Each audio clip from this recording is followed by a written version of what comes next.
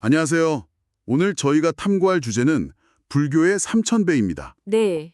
자료를 보내주신 분께서 주변에서 그런 말을 들으셨대요. 살면서 삼천배는 꼭 한번 해봐야 한다. 아, 그 말 많이들 하죠. 네. 그래서 도대체 이걸 어떤 마음으로 해야 하는 건지 궁금해하셨어요. 보통 삼천배 하면 왠지 인내, 정성, 뭐 이런 단어들이 떠오르잖아요. 그렇죠. 그런데 저희가 오늘 다룰 이 강연 자료는요. 그 통념을 아주 그냥 완전히 뒤집어 버립니다. 오히려 되게 도발적인 질문을 던져요. 맞아요. 시작부터가 나라면 삼천배 안 할랍니다. 이런 아주 단호한 선언으로 문을 열거든요. 네네.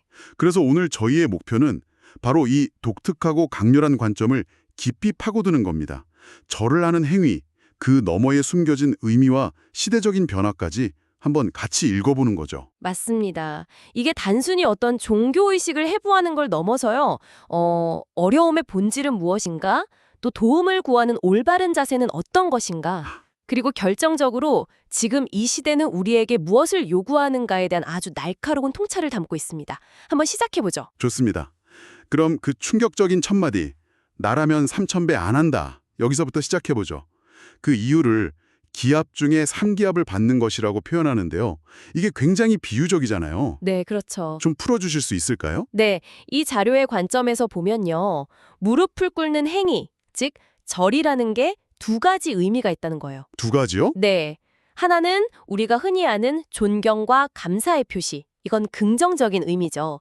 근데 다른 하나는 죄를 짓고 용서를 구하는 행위. 그러니까 항복의 의미가 있다는 겁니다. 항복이요? 네. 그런데 사찰에 찾아가서 절을 하는 건 대부분 어떤 어려움에 처해서 도움을 구하기 위한 거잖아요. 그렇죠. 보통은 간절한 소원이 있을 때 찾아가니까요. 바로 그 지점입니다. 그래서 이 자료는 사찰에서의 절을 후자, 그러니까 용서를 구하는 행위로 딱 규정을 해요. 아, 기합 중에 상기합이라는 말은요. 내 힘으로는 도저히 해결할 수 없는 엄청난 문제의 무게에 짓눌려서 그 압력을 이기지 못하고 완전히 굴복하는 상태. 그걸 그림처럼 묘사한 거죠. 와, 그러니까 절을 하는 행위 자체가 이미 내가 엄청난 위기에 봉착했다는 일종의 선언이 되는 셈이군요. 맞습니다. 영적으로 완전히 짓눌린 상태라는 뜻이죠. 여기서 정말 흥미로운 지점으로 넘어가는데요. 절의 횟수가 그냥 정해진 게 아니라는 거예요. 네네. 바로 그 위기의 심각도를 나타내는 척도, 뭐랄까 위기 레벨 미터라는 설명이 나옵니다. 맞아요. 마치 게임에서 난이도 올라가듯이 단계별로 설명하는 게 아주 인상적이죠. 네. 가장 낮은 단계가 3배. 이건 어려움이 이제 막 시작된 문제의 꼭대기만 살짝 건드린 수준이라고 보고요.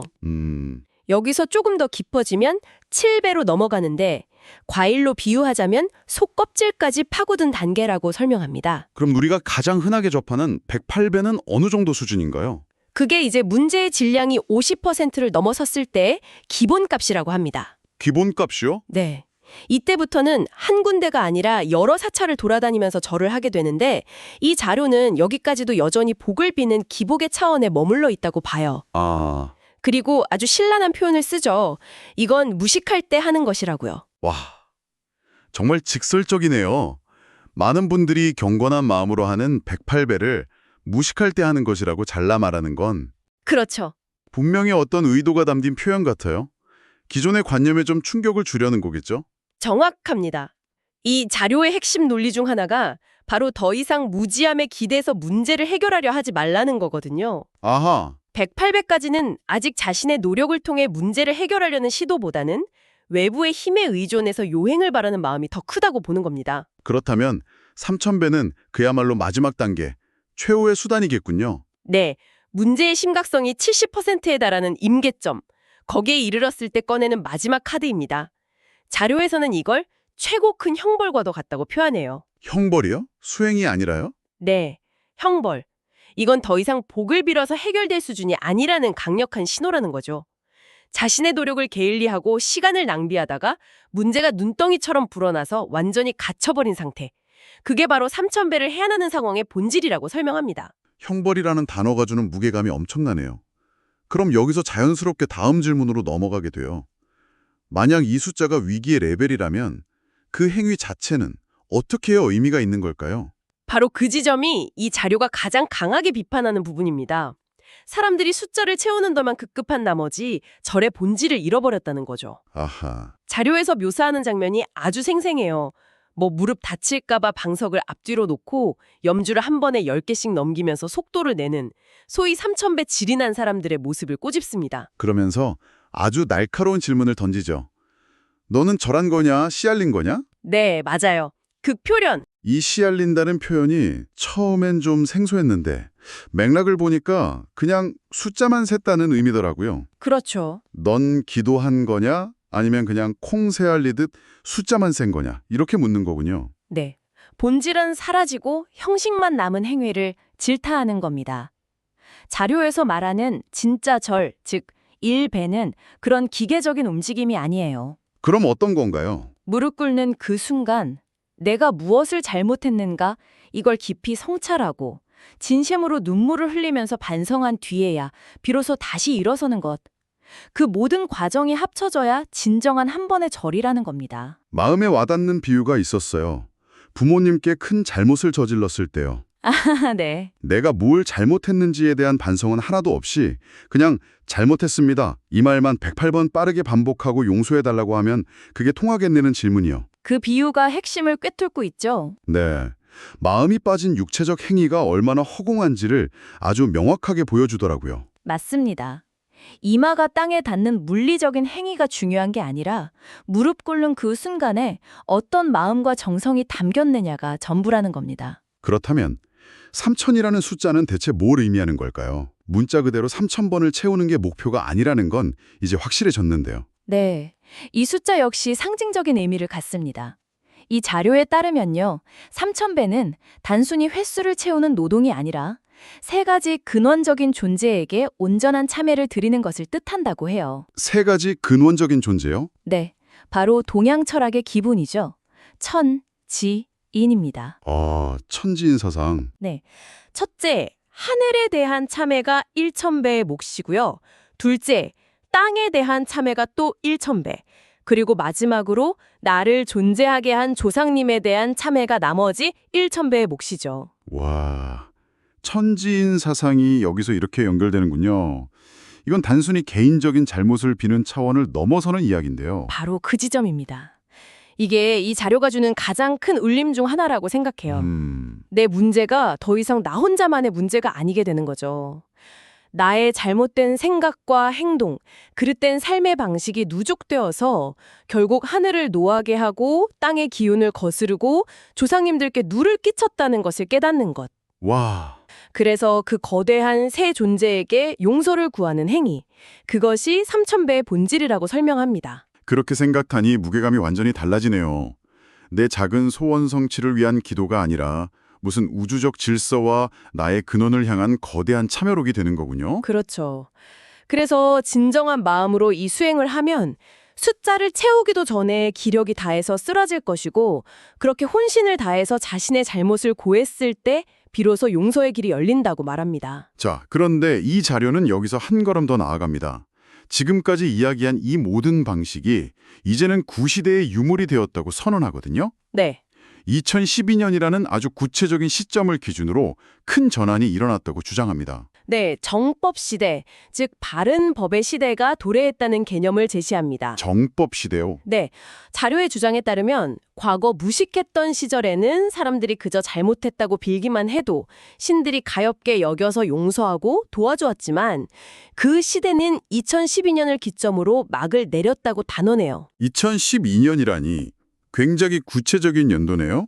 혹시 그 당시에 유행했던 마야 달력의 지구 종말론 같은 그런 시대적 분위기와 관련이 있는 걸까요? 아니면 인터넷과 스마트폰이 보편화되면서 인류의 정보 수준이 임계점을 넘었다는 그런 상징적인 의미로 봐야 할까요? 이 자료가 그 배경을 명확히 설명하진 않지만 후자의 해석에 더 가까워 보입니다. 핵심은 이제 인류가 더 이상 무지를 핑계댈 수 없는 지식사회로 들어섰다는 거예요. 그래서 이제 신들이나 대자연은 사람이 무릎 꿇고 비는 행위 자체를 보는 게 아니라 그가 스스로를 얼마나 반성하고 공부하고 바로잡으려 노력하는지를 보고 돕는다는 거죠. 그러니까 도움의 조건이 바뀐 거군요.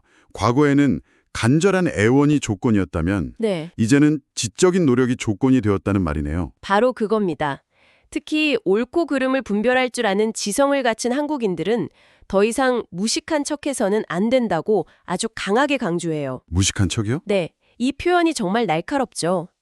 진짜로 모르는 것과 도움을 받기 위해 일부러 모르는 체 하는 것을 구분해야 한다는 겁니다. 정말 인상 깊은 구절이 있었어요. 친구들과 이야기할 때는 온갖 지식과 잣대를 들이대면서 세상을 분석하고 판단하다가 네네. 기도할 때만 되면 갑자기 아무것도 모르는 순진한 어린 양이 되는 것. 그런 이중적인 태도는 더 이상 통하지 않는다는 거죠. 맞아요. 자료의 표현을 빌리자면 절대자가 이렇게 말한다는 거예요. 평소에 네가 어떻게 행동하는지 나는 다 봤다. 나를 속이려 들지 마라. 와... 그 구절이 정법 시대의 핵심을 보여주죠. 이제 우리의 삶과 기도는 분리될 수 없다는 선언입니다. 그렇군요. 를 제시합니다. 기도 공부라니. 단어의 조합부터 흥미롭네요. 이건 구체적으로 어떤 방식인가요? 무슨 어려운 경전을 공부해야 하는 건가요? 전혀요. 오히려 굉장히 실천적이고 일상적인 자기 성찰법입니다. 100일 동안 매일 아침과 저녁 딱 10분에서 30분 정도 조용히 앉아서 자기 자신을 돌아보는 거예요. 제가 여기서 궁금한 게 생기는데요. 이건 그냥 명상이나 자기 반성과 어떻게 다른 거죠? 기도라는 말이 붙은 특별한 이유가 있을까요? 좋은 질문입니다. 이 자료에 따르면 이건 단순히 나 자신을 돌아보는 것에서 그치지 않아요.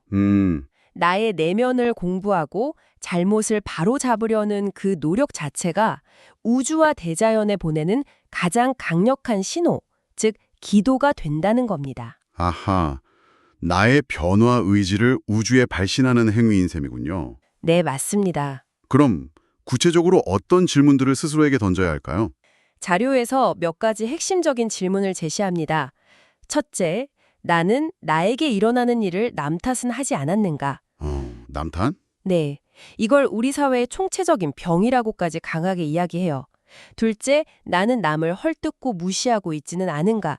그리고 셋째, 나의 잘못된 버릇은 무엇인가? 내 생각과 말과 행동 사이에 모순은 없는가? 와 같은 근본적인 질문들을 던지는 거죠. 들어보면 어떤 특정 종교의 교리라기보다는 굉장히 보편적인 자기 성찰 방법론처럼 들리는데요. 바로 그 점을 이 자료는 강조합니다. 특정 종교를 믿든 무신론자든 관계없이 누구나 실천할 수 있는 보편적인 법칙이라고 말해요. 그렇군요. 이렇게 100일 동안 꾸준히 자신을 바로잡으려 노력할 때 더 이상 내가 직접 나서서 해결책을 찾아 헤맬 필요가 없다고 말합니다. 대자연이 스스로 좋은 인연을 보내주고 명의를 안 나게 해주는 등 최적의 해결책을 가져다 준다는 거죠. 오늘 살펴본 자료는 3000배라는 익숙한 수행법을 정말 완전히 새로운 시각으로 해체하고 재조립했네요. 네, 그렇죠. 단순히 육체의 고통을 감내하며 인내심을 기르는 행사가 아니라 한 인간이 겪을 수 있는 가장 절박한 위기 상황에서 행하는 우주적 참의의 상징이라는 해석이 정말 인상 깊었습니다. 그리고 그 모든 논의를 관통하는 핵심 메시지는 결국 시대가 변했다는 것이겠죠. 네, 이제 어려움을 극복하는 길은 더 이상 육체적 고행이나 맹목적인 간청이 아니라 자신의 내면을 공부하고 잘못을 찾아 적극적으로 수정해 나가는 지적인 노력에 있다는 겁니다. 문제 해결의 주체가 외부의 절대자에서 끊임없는 자기인식을 통해 성장하는 나 자신으로 완전히 옮겨온 셈이네요. 맞습니다. 비는 자에서 공부하는 자로의 전환이라고 할 수 있겠습니다. 바로 그 지점에서 오늘 이 이야기를 들으신 분께 마지막으로 생각해 볼 질문을 하나 던져드리고 싶습니다. 네, 이 자료는 진짜로 무식한 것과 도움을 받기 위해 무식한 척하는 것을 날카롭게 구분했습니다. 정보가 넘쳐나고 누구나 지식을 얻을 수 있는 이 시대에 당신은 스스로를 위해 그 경계선을 어디에 긋고 계신가요? 어쩌면 나는 잘 모른다는 그 말이 어느 순간부터는 진실이 아니라 편리함을 위한 나의 선택이 되고 있는 것은 아닐까요?